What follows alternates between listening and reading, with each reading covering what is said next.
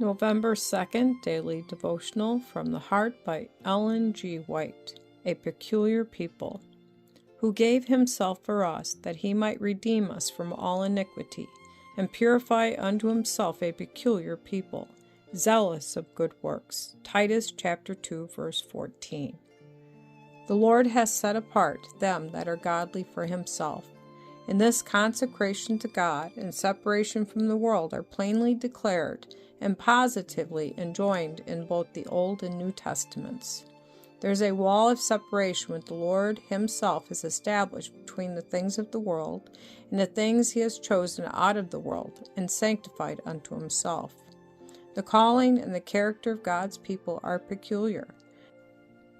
Their prospects are peculiar, and these peculiarities distinguish them from all people.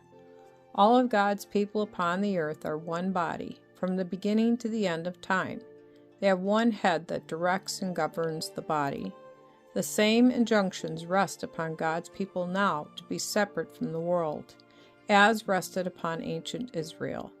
The great head of the church has not changed. The experience of Christians in these days is much like the travels of ancient Israel. As we read the Word of God, how plain that God's people are peculiar and distinct from the unbelieving world around them. Our position is interesting and fearful. Living in the last days, how important that we imitate the example of Christ and walk even as he walked. The servants of Christ have not their home or their treasure here. Would that all of them could understand that it is only because the Lord reigns that we are even permitted to dwell in peace and safety among our enemies. It is not our privilege to claim special favors of the world. We must consent to be poor and despised in this world until the warfare is finished and the victory won. The members of Christ are called to come out and be separate from the friendship and spirit of the world, and their strength and power consist in their being chosen and accepted of God. Even so, the members of Christ are as he was in this world. They are the sons and daughters of God and joint heirs with Christ, and the kingdom and dominion belong to them.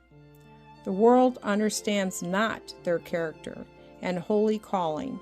They perceive not their adoption into the family of God. Their union and fellowship with the Father and the Son are not manifest to the world, and while they behold their humiliation and reproach, it does not appear what they shall be. They are strangers. The world knows them not, and appreciates not the motives which actuate them.